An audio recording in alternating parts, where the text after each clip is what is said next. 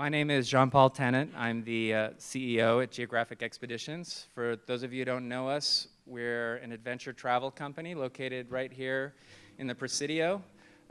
We specialize in custom and small group travel, and if you'd like to know more about us, there's some catalogs up at the front there. I'm probably biased, but I think they're beautiful, so feel free to pick up a copy. Before I introduce our speakers, I just want to say something about the organization that you helped to fund by being here. The organization is called Room to Read. One of the really nice side effects for those of us working in the travel industry is often when people travel, they come back inspired by the people they met and the place that they visited. And sometimes people want to do something to have a positive impact on that place. And so we're in the fortunate position of being able to advise them.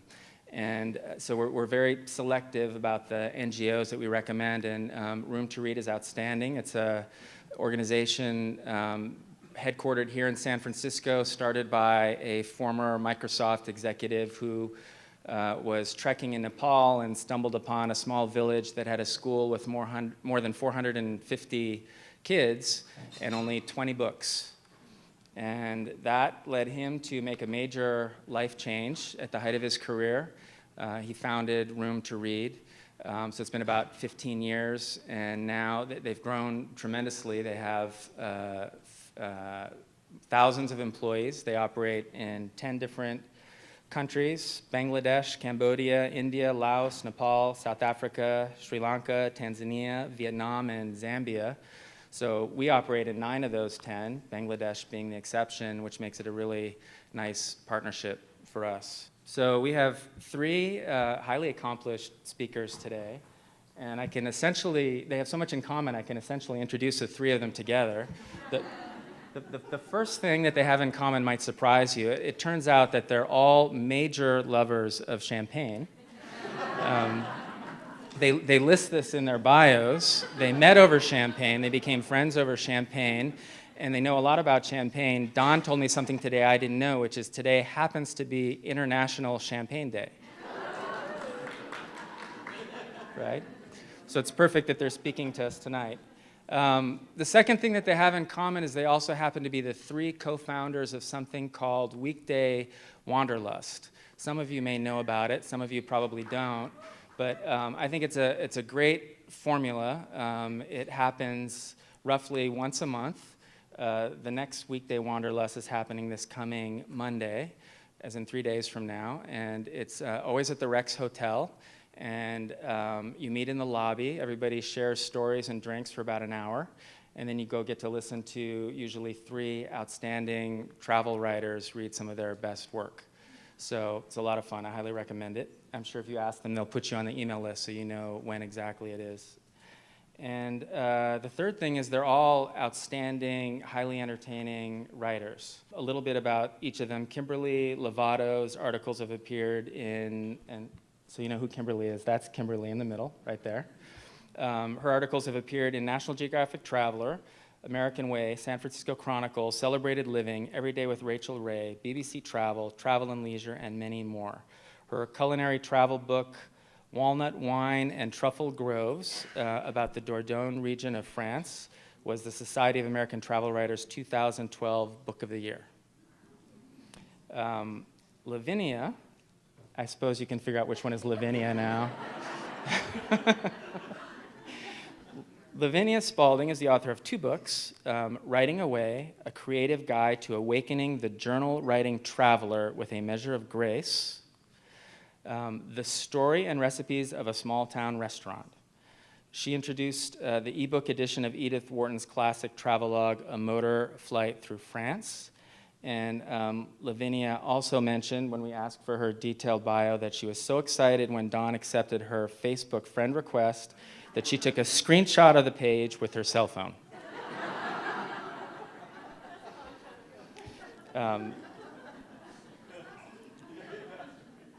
So Don George, as you all know, is the guest of honor. Don's got quite a resume, and so I'll probably miss bits of it, but he was the travel editor at the San Francisco Examiner and Chronicle. He founded and edited the Wanderlust section of Salon.com. He was the global travel editor at Lonely Planet Publications. He's the author of the Lonely Planet Guide to Travel Writing and the editor of 7 literary travel anthologies, some of which are at the desk up there.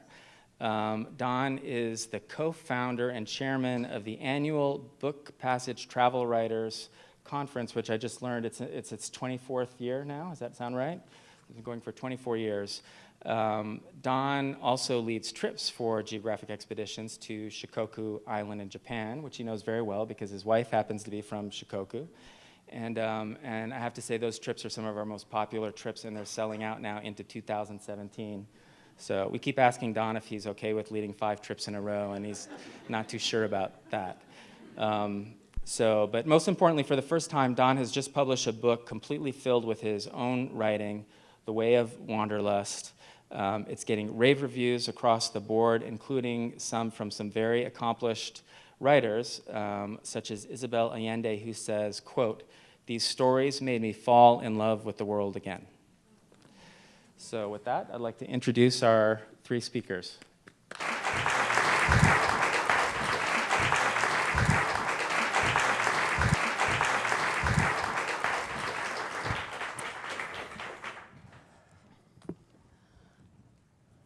Okay. Hi. Hello. Hello. Fancy meeting you. Thanks, JP, for that introduction. Yeah, great introduction. Thank you. We actually have a champagne mantra, right? We don't know what it is. But first, But first, champagne. But first champagne. We do have a champagne. Yeah, whatever else happens. But first, champagne.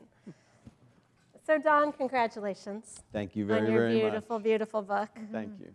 Yep. It's such an incredible accomplishment. Yes, I'm going to hug it. It's your new baby.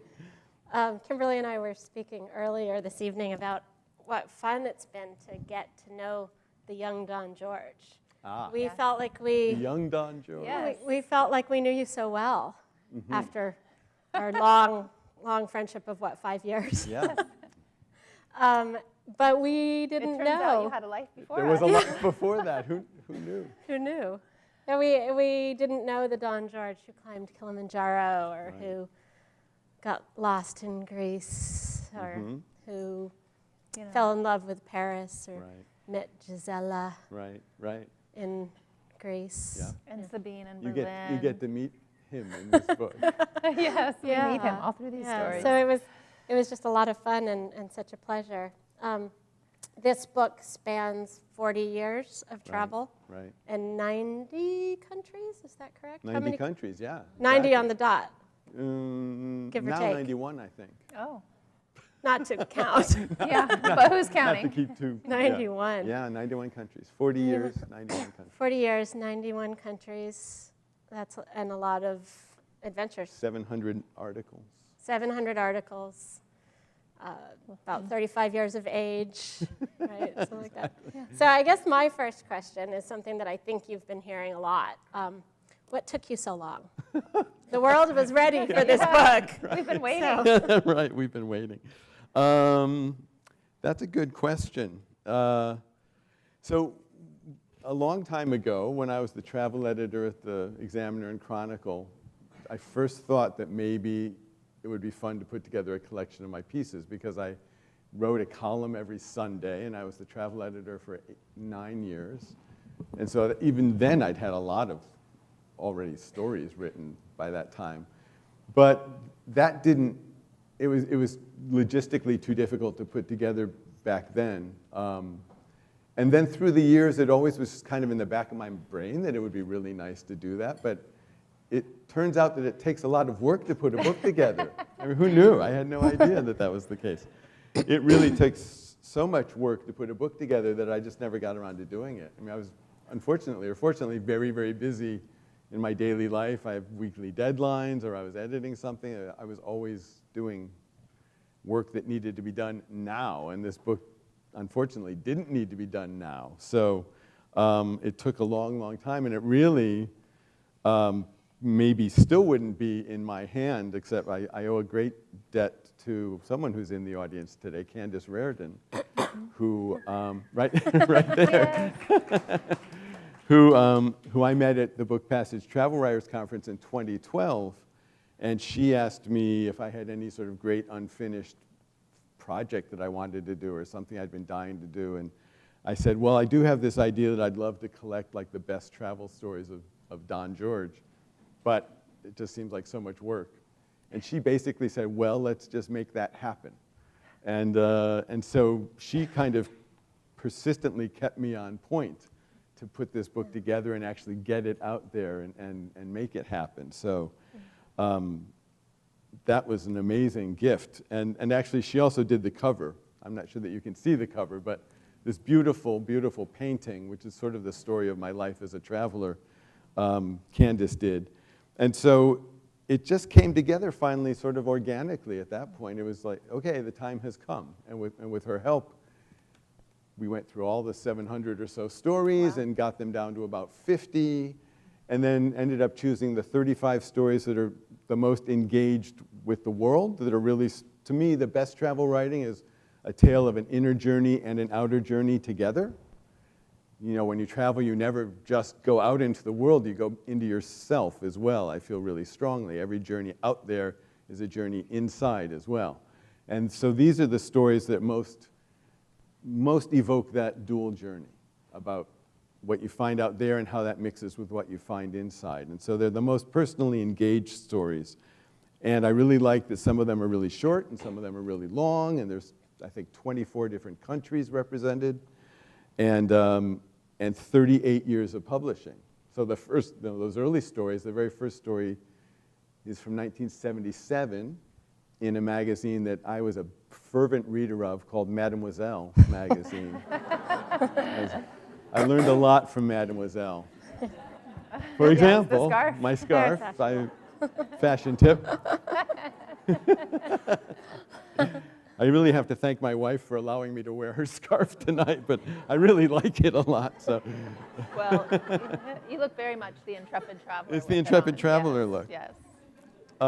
So the first story in the book is from 1977. It's called Climbing Kilimanjaro. It's about climbing Mount Kilimanjaro almost on a whim when I was a young man in Africa.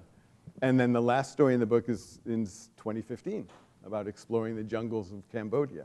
So it spans 38 years of my life as a traveler, as a writer, and putting it together finally is just such an incredibly fulfilling accomplishment. It feels like a rounding of my life and career to date. And the other thing I'm really happy with is that I wrote a tiny introduction to each story. And the introduction is meant to be somewhat autobiographical and somewhat contextual. So it says what was going on in the world at the time that I wrote the story, but also what was going on in my own life to kind of give a context for each story. So I almost feel like this is an autobiography as well as an anthology. And it's incredibly, it's so much more fulfilling to have it in the world than I thought it was going to be. I thought it was going to be great, but I'm almost speechless with happiness about having this book out there in the world. So anyway, it's really wonderful. nice. Yes. So I'm celebrating all the time. Yeah. Champagne for pretty much everyone. every day. Well, Bartender. a little bit more about the book and its structure.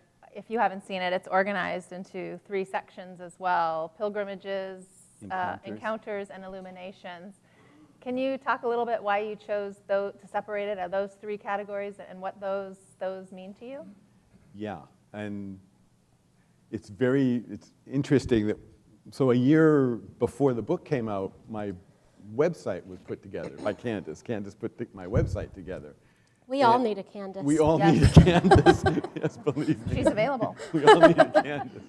And when the website was put together, very organically, 3 words suggested themselves to me that they should be on the homepage. And it was pilgrimages, encounters, illuminations. And so that was just a very organic thing. And when we were putting the book together, we thought of all kinds of different ways of organizing it by like geographical region, by decade. You know, there are all kinds of different ways of organizing a collection like this. And almost ineffably, the stories seem to sort of group themselves into these 3 buckets: 1 pilgrimages, 1 encounters, 1 illuminations. And it's just, I guess it's just this organic thread in my life that these are the major themes of my life. So And as it turned out, there were 11 stories in each one. It was That's just, who knew? Spooky. Magic. Spooky. It was magic. It was magic. And then there was a story that seemed to sort of summarize a lot of the philosophy of my travel. We made that the prologue, and then there was a story about travel writing and the meaning of life that we made the epilogue. So it's prologue, 11 stories, 11 stories, 11 stories, epilogue. And within each section, as you know, the stories are arranged chronologically. So you can kind of follow my path as a traveler and as a writer within each section, from the young man to the old guy, the older guy, within each section. So I think that's kind of interesting to see that progression. Wonderful. Yeah. So you lead a pretty enviable life, I think. Thank you. You've been to all these countries. You spend a significant amount of time on the road. How much time do you About think? 4 months a year, probably. Yeah, that's not bad. It's not bad. That's not bad. not bad. You have a great career. You wear so many hats, and you're a teacher. You have a beautiful family, and you're friends with us. Doesn't get any better than Yeah, that. I mean, there are probably some people in the world who want to be Don George. But the thing that I admire the most about you is what I would call your sort of perpetual joie de vivre. You are uncommonly happy. And it's true. Like, Always. Yeah. You're one of the more optimistic people I've ever met. And you just approach life with such an open-hearted manner. And I really wonder where that comes from. Is it natural? Have you always been this way? Or is it a practice? Was it a decision you made somewhere along the way? You must have a sense of how uncommon this is. If you don't, it's uncommon. Yeah, it is. We live in the world. So I'd like to know where it comes from. That's a great question. Part of it, I think, is natural. I remember my mom telling me that when I was very young, like super young, before I could speak, when I only babbled. I mean, perhaps I'm still in that stage. I only babble. But when my babble was even less coherent than it is now, when I was really young, apparently I would go up to strangers, like she would take me shopping, and I would just go up to strangers and look at them and start talking and start babbling, effusively. So I guess I've been an effusive babbler from a very young age. I really liked people, apparently. I still do really like people. But I guess part of it was my parents probably instilled in me this sense of gratitude that, you know, I'm really lucky. I'm lucky to live in the place I live in, to have the people in my life that I have in my life. So there was a certain sense of gratitude that they instilled in me at the beginning, I think, and that has been a big part of my life ever since. But I don't have a great answer to that. But I think that happiness feeds on itself. Oh, that's nice. And when you're happy and you send out happy vibes into the world, happiness comes back to you. Yeah. It's kind of like what I always say to travelers is whatever energy you put out into the world comes back to you 100-fold. So if you approach the world with a sense of fear and distrust, you're going to get a lot of fear and hostility and distrust back. But if you go out into the world with a big open heart and say, I love you, I appreciate you, I respect you, I'm excited to be here, to be meeting you, the world is excited to meet you, and it opens itself up to you. So I feel that super strongly. And I guess it probably works with happiness too. When I meet people and I give this sense of, I'm very, very happy to meet you, it's wonderful to meet you, and I'm excited to find out who you are and what makes you tick and what you're all about and what your country's all about, that surges back to me. We're happy to meet you too. We would love to know more about you and what your country's all about. And that makes me happy. So it just kind of Feeds on itself. it just sort of goes like that. But no, I mean, people do say to me, you know, you're ridiculously happy. What's that all about? But I've been super blessed. So it's good to be happy, but I do feel like it's one of my characteristics, and it definitely is an energy that gets rewarded when I put it out there. So I put it out there. Well, it's very contagious. It's hard not to smile when you're with Don George, that's for sure. So thank you for the gift of happiness that you give us, always just by being happy. It is my pleasure. You know, I noticed through your stories there is the common theme of love and connection and this happiness. I mean, whether it's Gisela in Greece or the whale in Mexico. Or, I love that whale. I know you did. You guys had a thing. We had a thing. We had a connection. But have you ever in your career been to, of course, it's easy to find inspiration in front of a luru when it lights up in front of you at sunrise, right? Have you ever been to a place where it was really hard to find the connection? And how do you work through that when you need to write the story or tell the story? Yeah. Well, I think there's multiple answers to that. First of all, We've got time. but I think one interesting thing is that not everybody goes to Uluru and gets blown away by it. You know, I mean, Really? Yeah. I mean, I even noticed the people there. There were some people there the day that there's a story in the book, an essay about being at Uluru for sunrise, Ayers Rock, in the Australian outback, and just how magnificently sacred it was.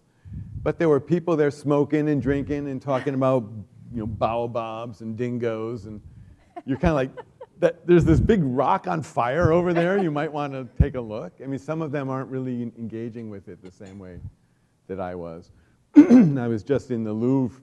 I was in the Musée d'Orsay in Paris, and I was blown away by the fact that a number of people, actually the majority of the people, I was staring at this one painting I love, Les Coquelicots by Monet, which I write about in the book too, but I went back to Paris and I was staring at it again for like an hour. And in the course of that hour, I would say that 75% of the people who walked up to that painting, they literally looked at it, took a photo, and moved on to the next painting. Oh my goodness. And I just wanted to stop them and say, you're here in this museum. This is the actual painting. That's the real painting. That's a painting. You might want to look at it a little more closely and appreciate it's a painting. It's not just a photo that but so I do think it's partly what you bring to the world. But so the place that one of the places I've never written about because it just was too overwhelming for me was Calcutta. I went to Calcutta from Japan. I was living in Japan, and Kuniko and I actually made a trip around Asia. And when we got to India, we went to Calcutta. And as you know, the Japanese are incredibly contained and pristine, and everything's neat and orderly, and nothing's out of place. And then you get to Calcutta, and it was just like chaos. This is riotous chaos, and people approaching you, and everything from beggars to amputees to the world. The world is all around you, and you're literally stepping over, people in the street, and it's kind of overwhelming. And so I was very much overwhelmed in India after being in Japan. To go to make the transition to India, I never have written about that. It would probably be a very interesting thing to write about, the feeling of being so overwhelmed by a place that you just kind of have to go away. But the one piece in here that reminds me about is Ryoanji. I was just going to ask about that. Because that's a very sacred place for me. It's a rock garden in Kyoto. But there's a part of it it's meant to be a sort of embodiment of Zen tranquility. But when I went there were these loudspeakers that every 15 minutes told you to appreciate the silence. Right. So there's a certain disjunction there. Right. Well, I was thinking about how extraordinary that is. You, as a writer, are one of the only writers I've really seen who writes about a place, warts and all. Right. I appreciate that. You write about the gossiping schoolgirls and the pizzerias, in Peru, and I loved that about Ryoanji. And we were actually going to ask you to read that piece. So it's very short, and it's beautiful. It's one of our favorites. I would be happy to read Not that we play favorites. They're all our favorites. They're all our favorites. They're all our favorites. Yeah. Yes, I would love to read the Ryoanji piece. Good.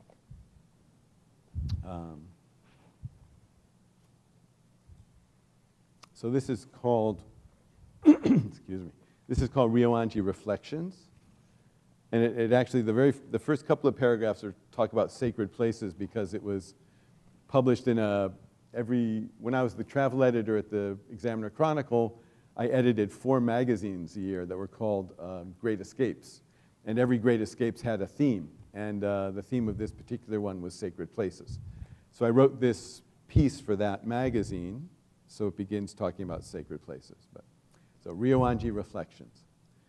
When I think of the sacred places I've encountered in my own travels, I recall the Temple of Poseidon on the cliff of Cape Sunion in Greece, where I spent a wild night huddled in my sleeping bag among the moonlit columns, surrounded by tearing wind, the crashing of waves, and ghostly, godly dreams. I think, too, of Bali, of the lush, lovingly sculpted land and the gentle people, more profoundly imbued with a sense of sanctity, of life as a holy gift to be celebrated, than any other I have met. But most vividly of all, I think of a simple plot of sand and rocks and moss in Kyoto, the rock garden at Ryoanji Temple. The guidebooks will tell you that the rock garden was built in the 15th century, probably by a renowned Zen-influenced artist named Soami, and that it is considered a masterpiece of the kare sansui, or dry landscape, garden style. It consists of 15 irregularly shaped rocks of varying sizes, some surrounded by moss, arranged in a bed of white sand that is raked every day. A low earthen wall surrounds the garden on 3 sides, overhung by a narrow beamed wooden roof. On the 4th side, wooden steps lead to a wide wooden platform and the main building of the temple itself. Beyond the wall are cedar, pine, and cherry trees. Such a description gives a sense of the history and look of the place, but to understand its power, its pure presence, you have to go there. The first time I visited Ryoanji, I was overwhelmed, first by the spareness of the site, and second by loudspeakers that every 15 minutes squawked out a recorded message about the history and spirit of the garden, the busloads of obedient school children and tourists who filed through. But something held me there. Morning passed to afternoon, and still I sat on the well-worn platform, staring. Kids in black caps, tiny book-filled backpacks, and black and white school uniforms passed by, studying me while I studied the garden. And adults in shiny cameras and kimonos clicked and clucked and walked on. Clouds came and went, and the branches beyond the garden bent, straightened, bent again. I saw how the pebbly sand had been meticulously raked in circles around the rocks and in straight lines in the open areas, and how those lines stopped without a misplaced pebble when they touched the circular patterns, and then resumed unchanged beyond them.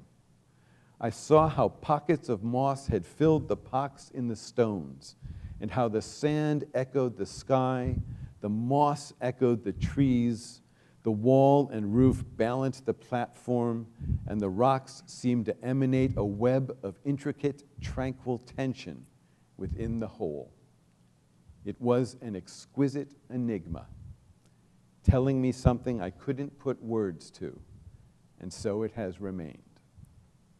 I have seen Ryoanji in spring when the cherry trees bloomed, and in fall when their branches were bare, in winter when snow covered the moss, and in summer when the cicadas buzzed beyond the wall.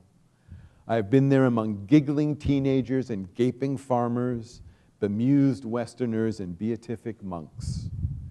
By now, it has become a part of me, and still, it eludes me. I love the place partly because it is so emphatically not a 10-minute tourist stop. Its dimensions defy the camera. I've never seen a true picture of the place. And its subtle simplicity defies quick assimilation. It makes you sit and study, slow down and stare until you really see it, in its particularity and in its whole simultaneously. And yet, and here the enigma expands, you cannot see all of Ryoanji at one time. The rocks are so arranged that you can see only 14 of the stones wherever you stand. You have to visualize, imagine the final one. How wonderful. It is in this sense that Ryoanji is, for me, the essential sacred place. It is complete in itself, but for you to completely perceive it, you have to transcend the boundary between inner and outer, to travel inward as well as outward, to find and finish it in your mind. And the gigglers, the camera clickers, and the squawking loudspeakers are all, in their exasperating reality, part of this completion. Beyond a great irony of modern Japan, loudspeakers instructing you to appreciate the silence, they embody a much larger meaning. You must embrace them all, the monks and the moss and the trees, the school kids and the stones, to really be there, to be whole. That's Reentry. Wow.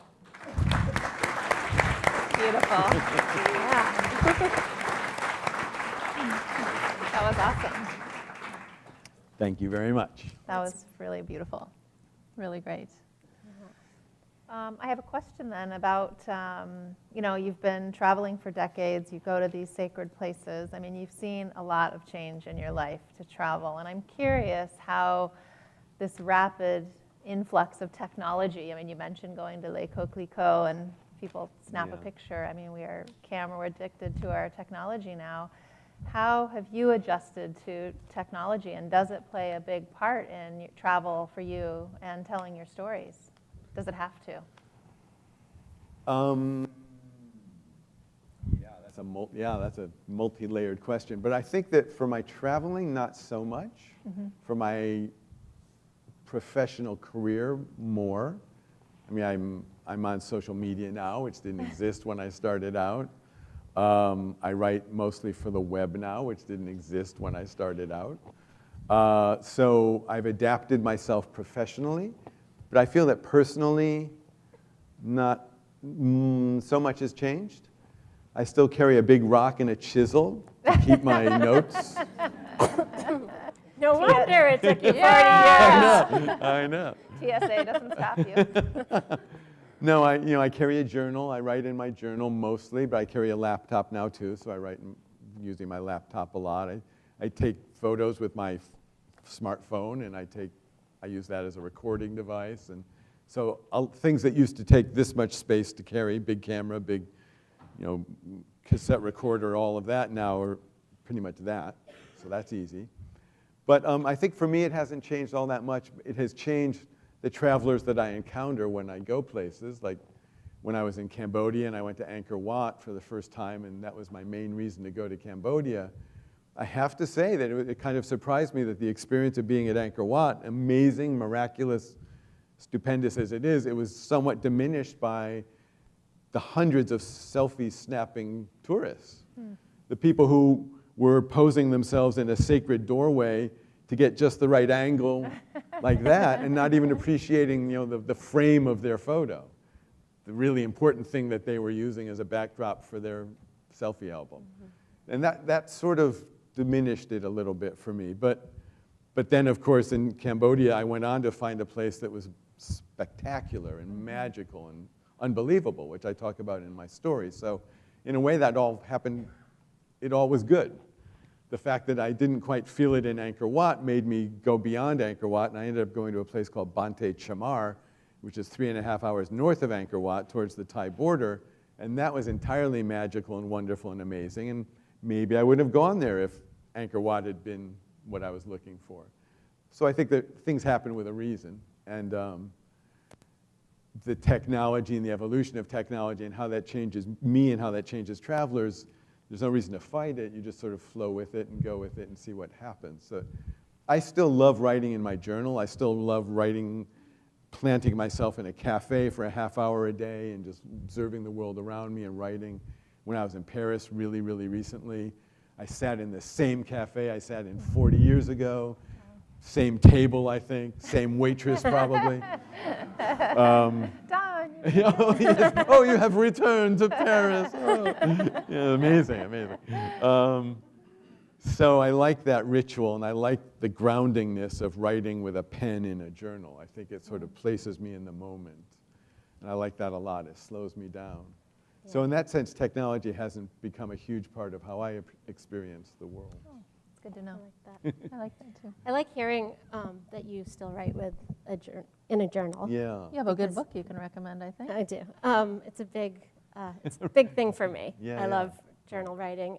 And I'm interested more about your process of what you do when you're on the ground. When you reach a place, how do you approach it? How do you give yourself over to that place? And how do you get it to tell its story to you? Yeah. And then what do you do with it while you're there? That's great. Sorry, that was a lot of questions in That was one. a good Go. question. That was a good question. So I think it's super important as a writer, but also even just as a traveler, to really open yourself up to a place. I think that's almost kind of a religious practice for me that I've tried. And I talk about like cultivating the art of vulnerability. I think it's super important to be vulnerable in a place, to go somewhere and just open yourself up to it and say, okay, here I am. You know, do with me what you will. I'm here to appreciate you and get the most out of you, and I trust you. I trust you're going to deliver a good experience for me. And I think if you do that, places open themselves up to you. So first of all, as a writer, I really try to do that. And the other thing that I think being a writer does is it makes you pay attention. So you taste more keenly, you hear more keenly, you touch more keenly. All of your senses are not exaggerated, but they're on high alert, sort of. You're really trying your best to embrace everything and pull it all in and get it, because you can only write about something as well as you live it. So the better you live, the better you can write. So I'm always trying to like embrace it as deeply and powerfully as possible. And then at the same time, I'm always thinking, so what's the story here? What's this place all about? What's this place all about? What's this place all about? It becomes very annoying. This little That voice voice. in my head, what's the story? What's the story? What's the story? He's like, shut up. I just want to appreciate being here. Leave me alone. So there's this constant dialogue between me and my story-needing voice. But it's important as a writer, for me, it's important to try to figure things out. So it's not just what's the essence of this place, but like what's the meaning of this place? What is this place giving me? What lesson am I getting here? And that's the kind of rule that I apply when I travel. I try to put myself out into the place as much as possible. I'm constantly taking notes. I'm vacuuming up brochures and maps and everything that I can. And I'm trying to filter it all at the same time. I'm asking myself, what of this is meaningful? What is resonating with me? What's staying with me? What's it all about? What's it all about? What's it all about? What's this place all about? And then when I get home, I ask myself, so what did you learn? You know, what did Cambodia teach you? And then how did you learn it? What were the steps that you followed to learn that? And if you can, I find that if I can isolate the journey of that lesson, that becomes the sort of roadmap of my story. I did this, I did that, I did this, I did that, and it led to this. The destination is this lesson that I got, this irreplaceable, precious lesson that I learned in this place, and these are the steps that I followed to get there. And so if I can do that, then I get a story. I wouldn't say easily, but the story comes to me. And that's sort of the process that I've refined over the years. It's interesting to look at some of the early stories in the book and to see that in an unformed way I was doing that. And then over time it became more and more formed. And I think early on I was just a kid out in the world experiencing it, wanting to write about it. I was a poet who sort of fell into being a travel writer, and I was really hungry and I wanted to figure things out, and I was just out there having amazing experiences and trying to write about them. And then when I became a travel editor, the hunger took on a different kind of a tone in a way. It was still hunger, but I was writing for myself as an editor, so it gave me a certain leeway, but it also helped me to refine that process. And so I find it interesting to read the pieces by the early me and then the later me and to see how they evolved. But there's that thread of trying to figure out what the meaning of a place is that happens all the way through. And there's these two questions that always seem to come to me is, where does it come together? What does it mean? Where does it all come together? Where does this place come together? All these experiences that I'm having in Cambodia or Italy or Aitutaki, where do these come together? What do they mean? What's the meaning of this place for me? And that's a really important quest for me as a traveler and a travel writer, If I can figure that out, then I can sort of see the way to my story. That's a great answer. That's a great answer. I wish I could take notes right now. Is anyone taking notes? Yeah. Oh, wait, we have it recorded. That's great. That's true, it's being recorded. That's true. Well, it kind of leads me to another question. You lead, as Jean-Paul said, you lead tourists regularly to Japan. I do. It's a place you're deeply familiar with. How do you maintain that hunger going back to a place, the same place over and over, and does leading new people there change that for you? That's a great question. It's very interesting. I mean, tour leading only entered my life 2013, I think, was my first. Sounds like there's more ahead, Don. And it might be. It sounds like there's more ahead. I think I led my first tour of Japan in 2013 with GeoEx, and it was built off of a story I wrote for National Geographic Traveler about Kuniko's home island, Shikoku, and how wonderful it is and how off the beaten path it is, and no Westerners go there, very few Japanese go there, and it's an amazing place where the old country really vividly still abides. And so I became a tour leader, not having any idea how to be a tour leader. GeoEx was very kind to send me out into the field and trust me with their precious guests, and it seemed to work out pretty well. But so recently I was guiding a group, and the funny thing is now that I am a tour leader, people assume that that's what I've done all my life, and so I'm so not used to being identified as a tour leader. And these people on the trip were saying, "So, do you do anything besides lead tours?" And I was kind of like, actually, I've kind of made a career as a travel writer, actually. But yes, I have a book. You should buy my book. Buy my book. It's fun and interesting to lead tours because you get to see a place through other people's eyes. And those of us who live in the Bay Area probably have experienced this one way or another, because people come from around the world to the Bay Area, and we show them the places that we go every day, but a little bit of the magical glimmer that gets into their eyes gets into our eyes too. You show them the Golden Gate Bridge for the first time, and you're like, I've crossed this a million times. But your friend from overseas is going, oh my God, look at that thing. And suddenly you're going, yeah, look at that thing. That's kind of pretty amazing. So I feel the same way in Japan. We go to Ryoanji as part of this tour. It goes to Kyoto and Shikoku. We go to Ryoanji, and I watch and hear what the people in my group are saying, and it kind of rekindles my love for that amazing sacred place.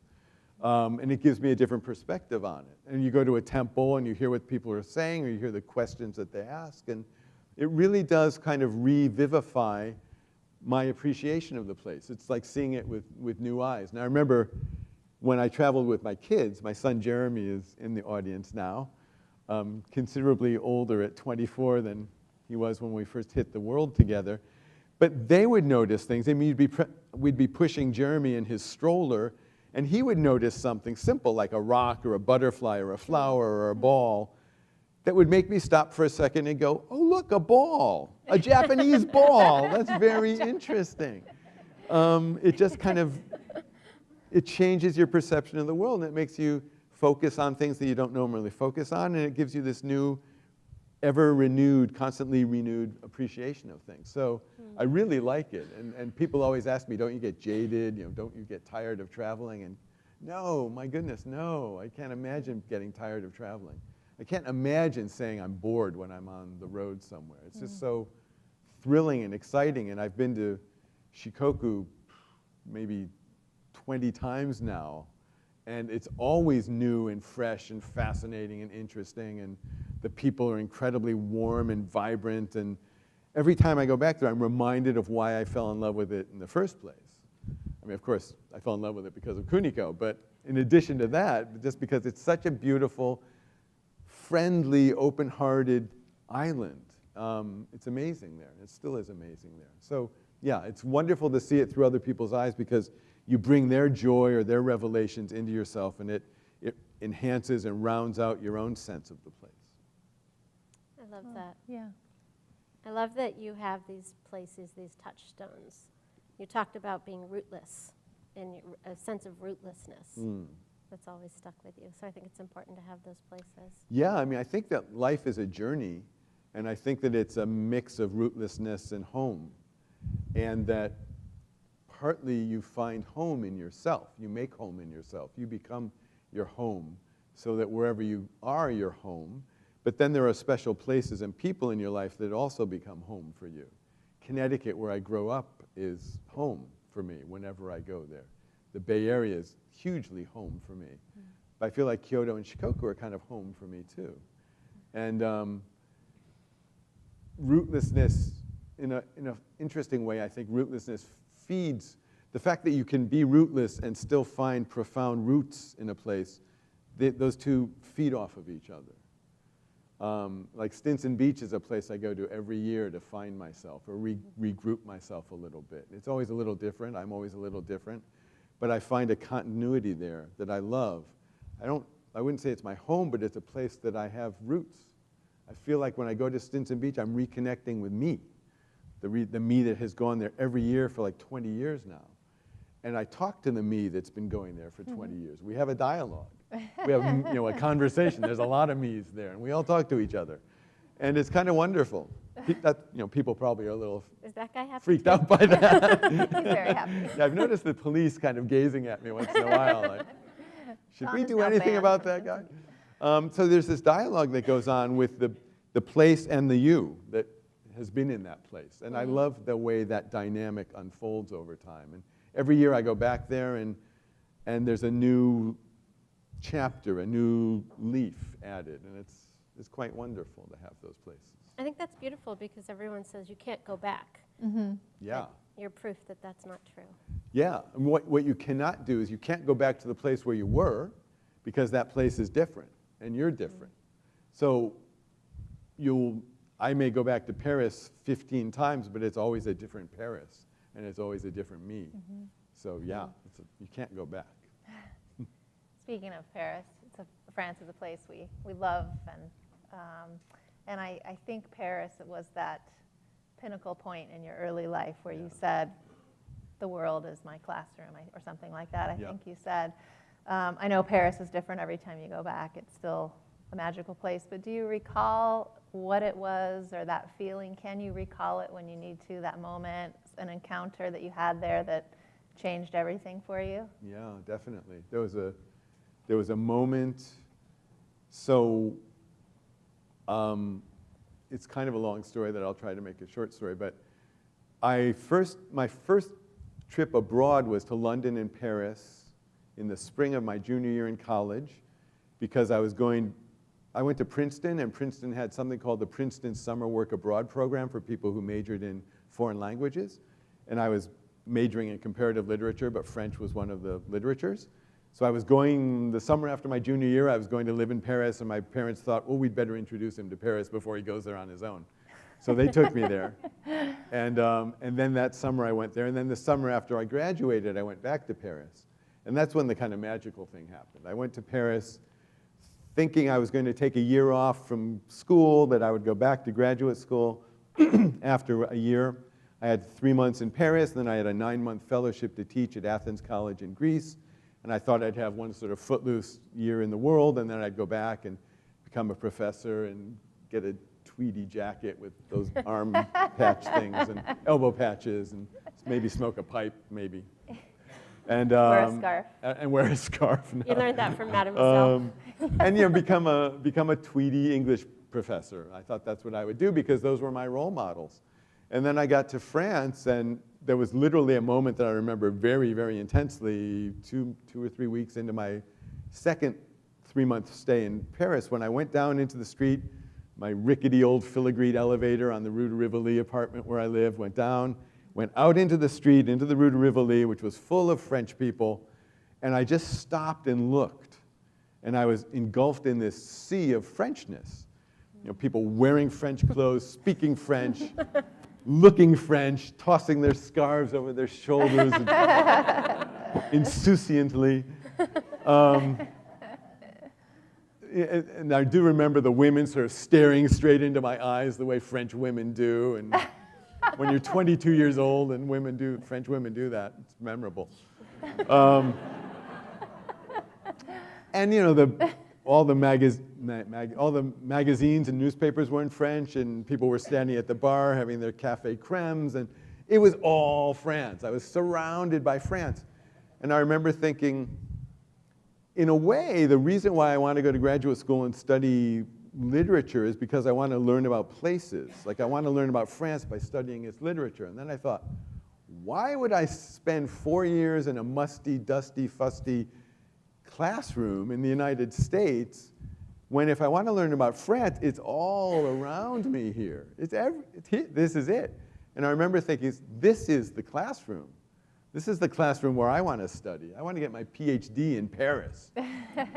So that was when the seed of being a travel writer, I think, was planted. That moment when I went, this is the classroom.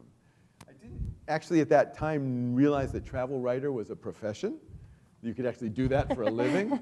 I thought I was going to be a poet, which is really a great living. Right.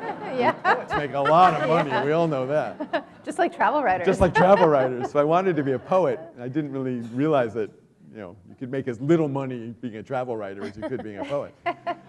So, but the seed of being a travel writer was planted then, I think, because it was like the world is the classroom, and let's see, maybe we can make that happen in life. And your parents loved that idea when you got home, right? Well, they loved the idea of me being a poet, so they were actually incredibly supportive. Oh, that's I have to say that my parents were amazingly supportive. When my brother was doing all these sort of very logical, rational, well-planned things, I was living around the world, and they said, that's great, follow your dream. You should do what you want to do. That's more important. You'll figure it out.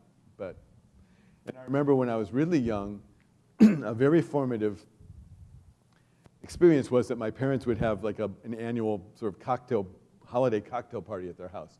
And I remember meeting friends of my parents who were probably the age I am now that I think about it, back then. And one of the things that they would say to me was that they regretted that they didn't travel more when they were young. I heard that over and over again from my mom and dad's friends. That, young man, I wish I'd traveled more when I was your age, kind of thing. And I remember thinking, I do not ever want to say the sentence, I regret not traveling when I was young. That I did not want to have a regret like that in my life. And so I think that really fueled my sense of, I'm going to do what I want to do now.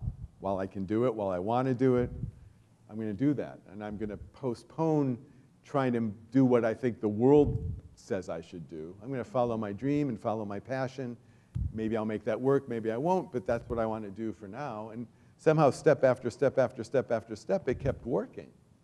And that's actually what I'm still doing. All these years later, I'm still doing that. So something worked. Something worked. Something worked. Look at you now. Proof. Somehow it worked. Wow. Well, I think we were going to take a few questions from the audience. We probably have time for 2 or 3. If there's anyone who has a Burning question for Don, for Dawn. right here in the front. Have you traveled to places before and after they were war torn? The question was, have I traveled to places before and after they were war-torn, and can I comment on that? Yes, yeah, but more after, I think, than before. I went to Dubrovnik a few years after the terrible sort of siege of Dubrovnik. That was incredibly moving. And I went to Mostar and saw the beautiful bridge at Mostar that was actually destroyed during the war there and then had been rebuilt. And there was an extraordinary young guide who told the story of her life and how, as a child, she'd been brought up without any sense of the religious differences among her friends. And then at one point it became something that was all that anybody was talking about, almost overnight. And her best friends were sort of divided from her. In the same way that the city was divided, her friendships were divided. And she couldn't understand as a young girl why this was happening. And so that was incredibly moving. And one of maybe the main lesson I've taken away from both Dubrovnik and Mostar is how incredibly important tourism is in that whole process of a place coming back to life after war, after being torn by war. That tourist dollars and tourist appreciation, I mean, the spiritual currency as well as the actual currency, really, really help a place heal and get back on its feet again. So I was incredibly impressed by that role that we as tourists can play as ambassadors and bringers of peace and bringers of prosperity and hope, and how important we are in that whole scenario. So those are the two places that come immediately to mind. Yeah. Anyone else have a question? Oh, way in the back there, yeah. It's kind of the opposite of that. Do you ever struggle with the idea that maybe people are overrunning the area? Like, have you ever been to a place that's been so special you didn't want to share it because you didn't want tourists to overrun it taking selfies? Right. Yeah, that's a great question. There's a couple of places I've never written about.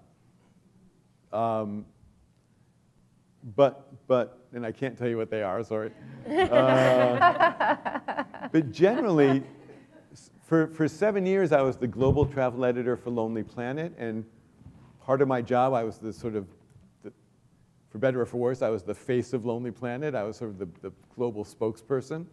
And so I got this question a lot. People would say, Lonely Planet is ruining the world because you publish these guidebooks that enable people to go to the far corners of the earth and ruin them. But I felt very much what the founder of Lonely Planet, Tony Wheeler, also used to say. We talked about this, and we both had the same feeling that eventually people are going to get everywhere anyway.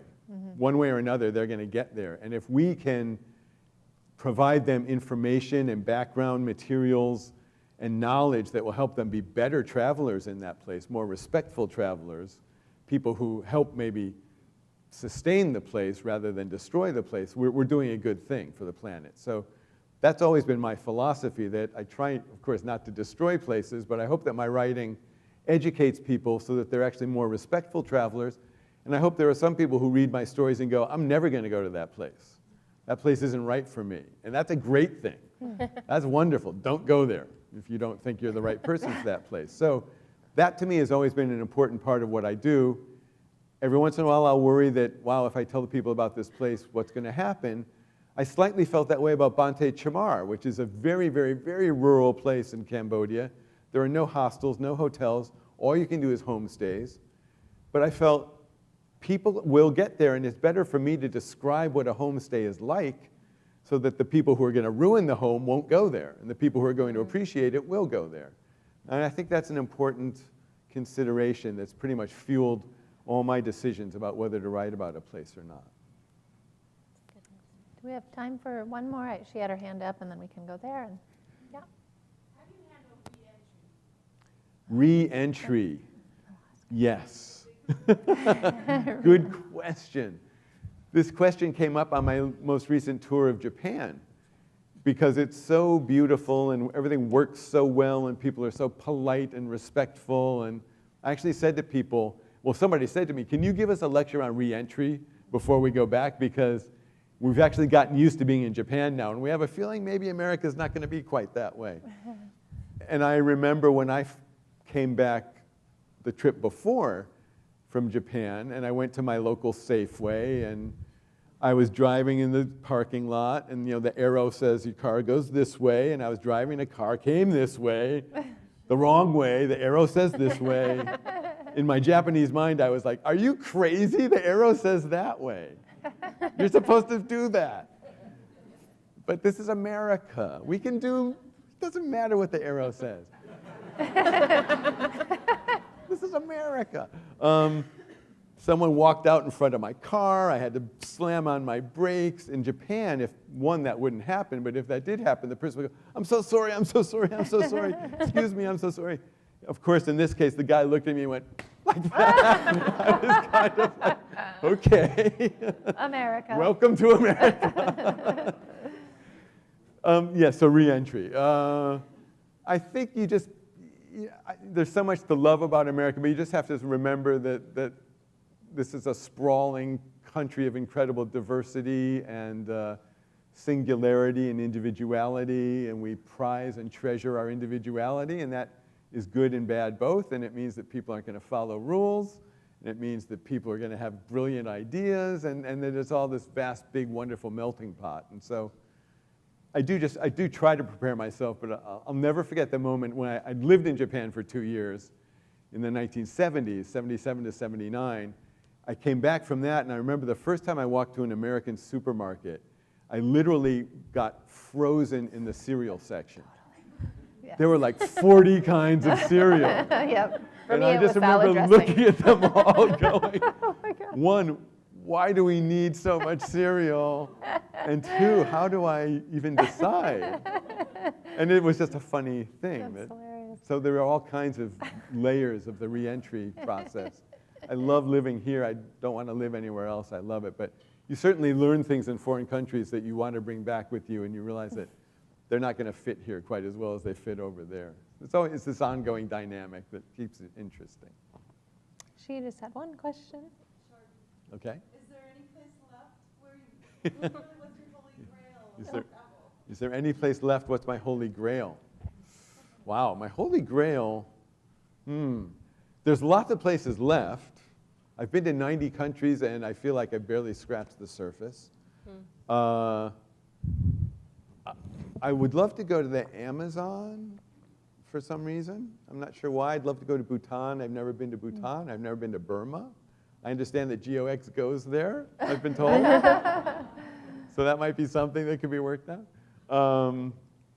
But the burning places, the places I feel like I've really, really, really got to go there, I've been to. Cambodia, Angkor Wat was the last place on that particular list. Although recently I've been thinking about the Northern Lights a lot for some reason. Yeah. I don't quite know why, but the Northern Lights seem really amazing and spectacular. And if I could be assured that the day that I go, they'll be there, like somebody will flip a switch. Yeah. And, oh, there they are. Somebody like God. Somebody got them. Flip.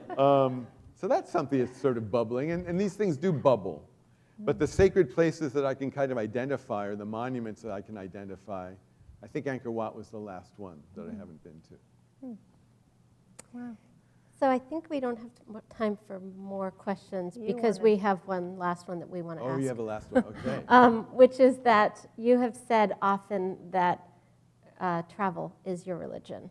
Right. And so if travel is your religion, then what is your Bible? And where is your temple? And who is your pope?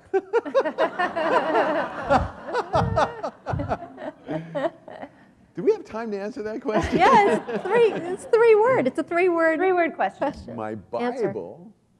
Oh, this, The Way of Wanderlust. Good by Don answer. Shore. Product placement. Product placement. Why is this so loud? Right. Let's see. Let's read from the scripture. I don't know. Well, so I don't know what my Bible is, but my favorite travel book is The Snow Leopard by Peter Matheson. that's So what maybe you'd that's say, kind of yeah. the Bible. That's an amazing book. That's a multi-layered journey into the Himalayas to find the elusive snow leopard. Peter Matheson's writing about his journey. He's writing about his Buddhist practice. He's writing about his sort of the death of his wife and various family difficulties. And it's a beautifully interwoven, amazing, extraordinary book that, for me, kind of set the bar for what travel writing could be, but also helped me in my own life make some very crucial decisions. I'd been living in Japan. I had this incredibly wonderful existence in Japan, and my fellowship was ending, and my college roommates sent me The Snow Leopard serendipitously, and I read it, and it's partly all about taking risks, and I was faced with this challenge of, do I keep living this incredibly wonderful, cushy, amazing life in Japan, or do I go back to the United States and start life all over again in a way? And my heart was telling me I should go back to the United States, so I did that, but literally reading Peter Matheson saying, you have to make these leaps of faith.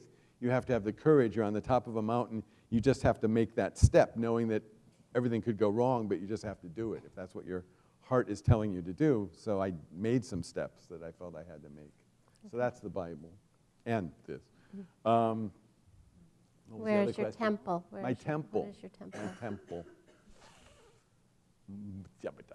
The world is my temple. Just kidding. Yes.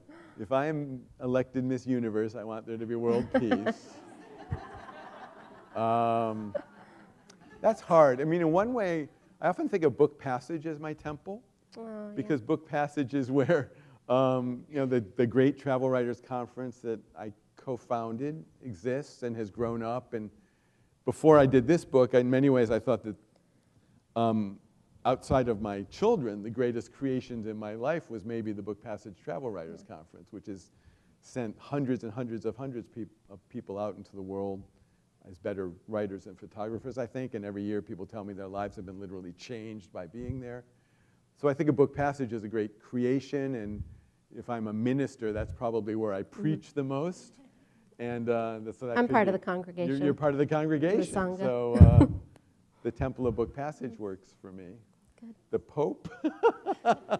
Or the Dalai Lama. Or That's really hard. I have a pantheon of popes, probably.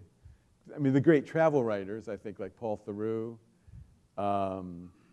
Jan Morris, the amazing, wonderful Jan Morris, Pico Iyer, Tim Cahill, John McPhee, my mentor, John McPhee, who taught me at Princeton that great nonfiction is every bit as reverable as great fiction and poetry, that we can put nonfiction writers on the same pedestals that we put the great novelists and poets on. So he really changed my life by teaching me that. So those people, I think, are my popes, probably. yeah. Well, you are in our pantheon, for sure. And it's such an honor to be up here with you. Thank you. Thank you. Thank you. Thank you. You had one more thing you wanted to say? I wanted to say one thing. Now I'm getting emotional. So GeoEx is a huge part of my life, and it's very special. I'm incredibly honored and grateful that they've put together this event for me. Oh my. It's really nice.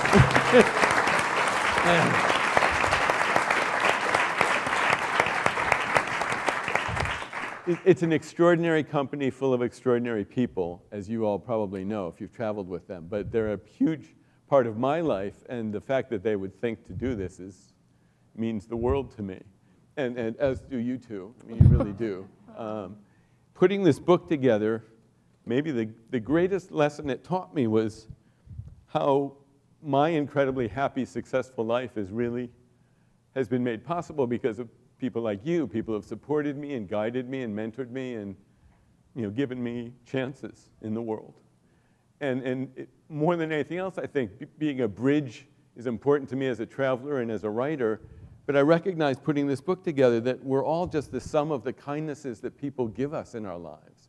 And I've been the recipient of so much incredible kindness and wisdom from people that it just blew me away putting this book together, that I owe everything to the amazing people I've met in my life and the amazing relationships I've had, and just how I wouldn't be here today without so many great people. And GeoEx is absolutely one of the great people in my life, as are you two, as are so many of you in the audience. And so to be able to celebrate this book, which is a culmination and a rounding and a completion for me, with fantastic people like you, it's really as good as it gets. So thank you very much. Thank you.